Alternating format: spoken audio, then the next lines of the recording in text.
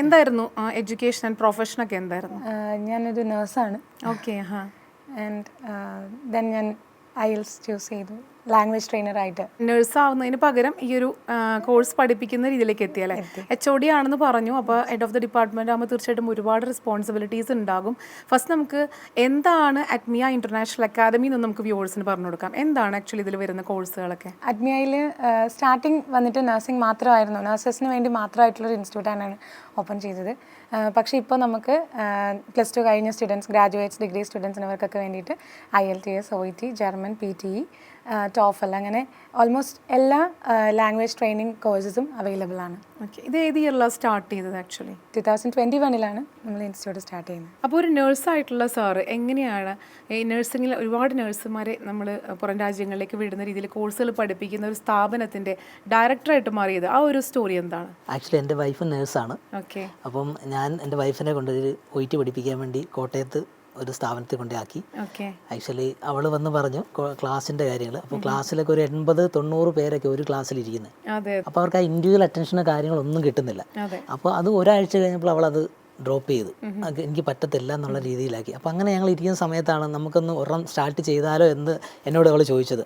അപ്പോൾ ഞാൻ പറഞ്ഞു ഓക്കെ നമുക്ക് നോക്കാം. അപ്പോൾ എൻ്റെ ഒരു ഫ്രണ്ടുണ്ട്, ആൾ നേഴ്സാണ്. അപ്പോൾ ആളോട് ഞാൻ ഇങ്ങനെ സംസാരിച്ച് കഴിഞ്ഞപ്പോൾ ആൾ പറഞ്ഞു ഓക്കെ നമുക്ക് നോക്കാടാ, നമുക്കൊന്ന് ഇതാക്കാം എന്നുള്ള രീതിയിൽ നോക്കി. ഞങ്ങൾ അങ്ങനെ ഒരു കോട്ടയത്ത് കാരിത്താസ് ജംഗ്ഷൻ തെള്ളകം എന്ന് പറയും, അവിടെ ഒരു ചെറിയൊരു റൂം എടുത്ത് സ്ഥാപനം സ്റ്റാർട്ട് ചെയ്തു. അറ്റ്മിയ ഇന്റർനാഷണൽ അക്കാഡമി എന്ന് പറഞ്ഞ് സ്ഥാപനം സ്റ്റാർട്ട് ചെയ്തു. ഒരു കുഞ്ഞൊരു 150 സ്ക്വയർ ഫീറ്റ് ഉള്ള ഒരു ക്ലാസ് റൂം ഇടാൻ ആദ്യം നമ്മൾ OET ആണ് തുടങ്ങുന്നത്. അത് ഒരു ചെറിയൊരു ക്ലാസ് റൂമും ഒരു ട്യൂട്ടറും എന്നുള്ള നിലയ്ക്ക് ഞങ്ങൾ സ്റ്റാർട്ട് ചെയ്തു. ആദ്യം ഒരു 3 അല്ലെങ്കിൽ 5 സ്റ്റുഡൻസ് കൂടുതൽ വന്നിട്ടില്ല.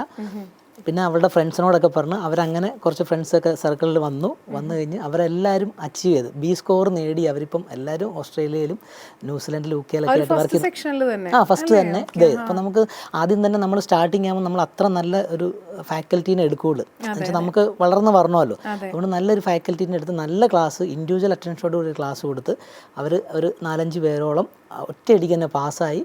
ഒരു 3 മന്ത് കോഴ്സ് കൊടുത്ത് ഒറ്റയടിക്ക് തന്നെ പാസ്സായി കഴിഞ്ഞപ്പോഴത്തേന് അപ്പോൾ ഞങ്ങൾ ഓർത്ത് എന്നാൽ പിന്നെ ഇത് നമുക്ക് ഇച്ചിരി കൂടെ ഡെവലപ്പ് ചെയ്യാമെന്നുള്ള രീതിയിൽ, അതായത് ഇപ്പോൾ നമ്മൾ നേഴ്സ് ആകുമ്പോൾ നമുക്കൊരു നേഴ്സിൻ്റെ കഷ്ടപ്പാടുകളും ദുരിതങ്ങളും ഓരോരോ പ്രോബ്ലംസ് ഉണ്ടല്ലോ, അതൊക്കെ നമുക്ക് അറിയാൻ പറ്റും. മനസ്സിലായില്ലേ?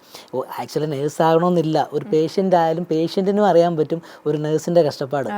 അപ്പോൾ നമ്മളിപ്പം നമ്മൾ ആരെങ്കിലും ഹോസ്പിറ്റലിൽ പോയി കിടന്നാൽ ഒരു നേഴ്സ് അല്ലെങ്കിൽ ഡോക്ടർ വന്ന് ജസ്റ്റ് ഒന്ന് പരിശോധിച്ചിട്ട് പോകുന്നതല്ലാതെ ബാക്കി എല്ലാം ചെയ്യുന്ന നേഴ്സുമാരാണ്. അപ്പോൾ ആ ഒരു അറിയപ്പെടുന്നത് അത് തന്നെ. അപ്പോൾ ആ ഒരു സിറ്റുവേഷൻ വന്നപ്പോൾ കൂടുതൽ നമുക്ക് കുറച്ചും കൂടെ വിപുലീകരിക്കാം. ചെറിയൊരു എമൗണ്ട് ഇട്ട് കുറച്ചൊരു പൈസ നമുക്ക് ഓടിപ്പോണമല്ലോ. ബിസിനസ് ആകുമ്പോൾ തന്നെ റൂം റെൻറ്റ് കൊടുക്കണം, ഫാക്കൽറ്റിക്ക് ക്യാഷ് കൊടുക്കണം, റിസപ്ഷനിസ്റ്റിന് ക്യാഷ് കൊടുക്കണം, അപ്പോൾ ചെറിയൊരു എമൗണ്ട് കൊടുത്ത് നമ്മൾ നേഴ്സുമാരെ പാസ്സാക്കുക എന്നുള്ള ഒരു രീതിയിലാണ് ഞങ്ങളത് സ്റ്റാർട്ട് ചെയ്തത്. ഇപ്പോൾ ഏകദേശം കോട്ടയത്തും കോട്ടയം ലോഗോസ് ജംഗ്ഷനിലും കാരിത്താസ് ജംഗ്ഷനിലുമായിട്ട് 2 സ്ഥാപനങ്ങൾ നല്ല രീതിയിൽ 100% സക്സസ് ഗ്യാരണ്ടിയോടെ പോകുന്നുണ്ട്. അപ്പോൾ എന്തായാലും സാറ് പറഞ്ഞ പോലെ സാറിൻ്റെ വൈഫിന് കിട്ടാതെ ആ ഒരു ലാക്ക് ഓഫ് ക്വാളിറ്റി എഡ്യൂക്കേഷൻ അല്ലെങ്കിൽ ലാക്ക് ഓഫ് ക്വാളിറ്റി സർവീസാണ് ആക്ച്വലി ഈ ഒരു ഡയറക്ടർ എന്ന് പറഞ്ഞ ആ ഒരു സ്റ്റേജിലേക്ക് എത്താൻ കാരണമായിട്ടുള്ളത്. അപ്പം മേ ബി അത്രയധികം സ്ട്രഗിൾസ് ഒന്നും ഉണ്ടായിട്ടുണ്ടാവില്ല. എന്നാലും ഒരു സ്ഥാപനം തുടങ്ങുമ്പോൾ സ്ട്രഗിൾസ് ഒക്കെ തീർച്ചയായിട്ടും ഒരു സംരംഭം ഡയറക്ടർ അത് അനുഭവിച്ചിട്ടുണ്ടാവും. എന്തൊക്കെയായിരുന്നു ആ സ്ട്രഗിൾസ്? അപ്പോൾ ആക്ച്വലി പറയുകയാണെങ്കിൽ കോട്ടയം എന്ന് പറഞ്ഞാൽ ഒരു ഹബ്ബാണ്, ഈ ഇൻസ്റ്റിറ്റ്യൂഷൻ്റെ ഒരു ഹബ്ബ് എന്ന് പറയാം. അപ്പോൾ അവത്തിൽ നിന്ന് വളർന്നു വരിക എന്ന് പറഞ്ഞാൽ വലിയൊരു ഇതാണ്. മനസ്സിലായില്ലേ? അപ്പോഴത്തേക്ക് ഇപ്പം ഞങ്ങൾ നേഴ്സ് ആയതുകൊണ്ട് അവിടെ ഓരോ ഹോസ്പിറ്റലുകളുണ്ട്. അപ്പോൾ ചെറുതായിട്ട് നമ്മൾ തന്നെ ഒരു ചെറിയൊരു നോട്ടീസും പിടിച്ച് OET IELTS പഠിപ്പിക്കുന്ന ഒരു സ്ഥാപനം ഉണ്ട് എന്നൊക്കെ പറഞ്ഞ് ഞങ്ങൾ തന്നെ സ്റ്റാർട്ട് ചെയ്തു. അങ്ങനെയാണ് ഇത് സ്റ്റാർട്ട് ചെയ്യുന്നത്. അത് ഇടയ്ക്കും നമുക്ക് ഒത്തിരി പ്രശ്നങ്ങൾ അതിനിടയ്ക്ക് ഉണ്ട്. എങ്കിലും നമ്മൾ ചെറിയ രീതി വഴി റിസൾട്ടായി വന്നു കഴിഞ്ഞപ്പോഴത്തേന് നമ്മളത് ഓട്ടോമാറ്റിക്കായിട്ട് നമുക്ക് സ്റ്റുഡൻസ് വരാൻ തുടങ്ങി. അതായത് നമ്മുടെ റിസൾട്ട് അതെ മൗത്ത് പബ്ലിസിറ്റി വഴി നമുക്ക് നല്ല സ്ഥാപനമാണെന്ന് പറഞ്ഞാണ് നമുക്ക് കുട്ടികൾ വരാൻ തുടങ്ങി. അപ്പം അവരുടെയാണ് ഏറ്റവും വലിയത്. നമ്മൾ പരസ്യം ചെയ്യുന്നതിലൊന്നും കാര്യമില്ല, പക്ഷെ ആ മൗത്ത് പബ്ലിസിറ്റിയാണ് ഏറ്റവും വലിയ പബ്ലിസിറ്റി എന്ന് പറയുന്നത്, അറിയാമല്ലോ. അപ്പോൾ അങ്ങനെ പറഞ്ഞു വന്ന് ഓരോ സ്റ്റുഡൻസ് നമ്മുടെ അടുത്തോട്ട് വരികയും പിന്നെ അവർ വന്ന് പാസ്സായി പോവുകയും ചെയ്തപ്പോഴത്തേന് നമുക്കവിടെ അത്യാവശ്യം സ്റ്റുഡൻസ് വന്ന് നല്ല രീതിക്ക് പോകുന്നു. ഇപ്പോൾ അറ്റ്മിയയിൽ എത്രത്തോളം സ്റ്റുഡൻസ് ഉണ്ട്? അപ്പോൾ ആ ഒരു 3 years കഴിഞ്ഞ് നിൽക്കുമ്പോൾ എത്രത്തോളം സ്റ്റുഡൻസിന് ഈ ഒരു കോഴ്സൊക്കെ കഴിഞ്ഞിട്ട് പുറത്തേക്ക് പോകാൻ പറ്റിയിട്ടുണ്ട്? അറ്റ്മിയയിൽ നിന്ന് ഈ ഒരു കാലയളവിനുള്ളിൽ ഓൾമോസ്റ്റ് ഒരു 1000 കുട്ടികളിൽ പരം പുറത്തോട്ട് പോയിട്ടുണ്ട്. ഇപ്പോൾ പക്ഷേ ഒരു ബാച്ച് വൈസ് പറയുകയാണെങ്കിൽ ഞങ്ങൾ വളരെയധികം ലിമിറ്റ് ചെയ്തിട്ടാണ് ഒരു ബാച്ച് എപ്പോഴും നോക്കുക. കാരണം ഞങ്ങൾ എപ്പോഴും ശ്രദ്ധിക്കുന്ന എപ്പോഴും ശ്രദ്ധിക്കുന്ന ഒരു കാര്യം എന്ന് പറഞ്ഞു കഴിഞ്ഞാൽ ഒരു കുട്ടിക്ക് ഒരു അറ്റൻഷൻ കിട്ടാതെ പോരുന്നുള്ളതാണ്. അപ്പോൾ അതുകൊണ്ട് നമ്മളൊരു 30 കുട്ടികളുള്ള ഒരു ബാച്ചാണ് ഒരു സ്ട്രെച്ചിൽ നമ്മൾ പോവുക.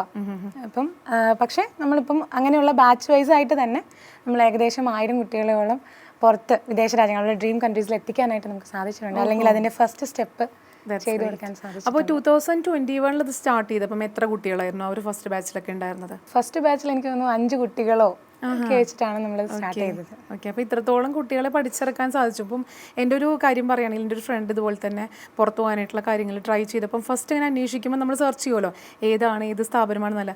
അപ്പോൾ സക്സസ് റേറ്റ് കൂടി നിൽക്കുന്ന ഒരു സ്ഥാപനമാണ് നമ്മുടെ ഈ ഒരു അറ്റ്മിയ ഇൻ്റർനാഷണൽ അക്കാദമി എന്ന് പറയുന്നത്. അപ്പോൾ അതിൻ്റെ കാരണം എന്തായിട്ടാണ് HODക്ക് പറയാൻ പറ്റുന്നത്? എനിക്ക് തോന്നിയിട്ടുള്ളതെന്ന് പറയുന്നത് അറ്റ്മിയയിൽ വരുന്ന ഓരോ കുട്ടികൾക്കും കിട്ടുന്ന ഒരു ശ്രദ്ധയുണ്ട്. അതായത് നമ്മളുടെ ഇപ്പം ഞാൻ പറഞ്ഞു പല ഫീൽഡിലുള്ള കുട്ടികൾക്കും ഇപ്പോൾ ഓപ്പർച്യൂണിറ്റീസ് അവിടെ അറ്റ്മിയയിൽ പ്രൊവൈഡ് ചെയ്യുന്നുണ്ട്.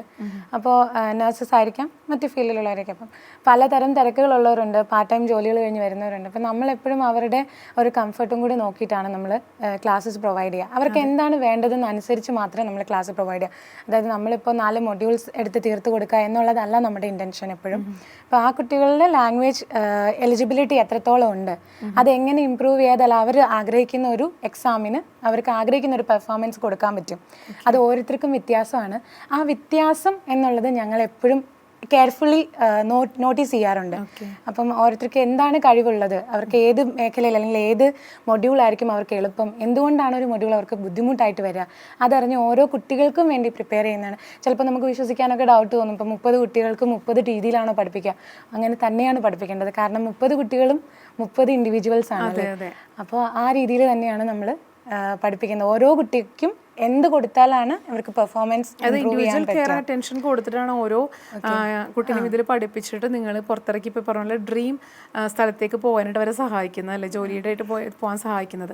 പിന്നെ എനിക്കൊരു പേഴ്സണലായിട്ട് ചോദിക്കാൻ ഒരു താല്പര്യമുള്ളത്, ഒരു കുട്ടി നമുക്ക് പഠിക്കാനായിട്ട് എവിടെയെങ്കിലും തീരുമാനിച്ചിട്ടുണ്ടെങ്കിൽ അവിടുത്തെ ഒരു സർവീസ് മാത്രമല്ല, അവിടുത്തെ ഒരു ഫാക്കൾട്ടീസിൻ്റെ ആ ഒരു ഇൻട്രാക്ഷൻസും അല്ലെങ്കിൽ അവരുടെ ആ ഒരു സർവീസും എല്ലാം നമുക്ക് ഇമ്പോർട്ടൻ്റ് ആണ്. അപ്പോൾ എത്രത്തോളം നല്ലൊരു സർവീസ് ഫാക്കൾട്ടീസ് കൊടുക്കുന്നുണ്ട് അല്ലെങ്കിൽ എത്രത്തോളം അതിൽ സാർ ശ്രദ്ധിക്കുന്നുണ്ട്?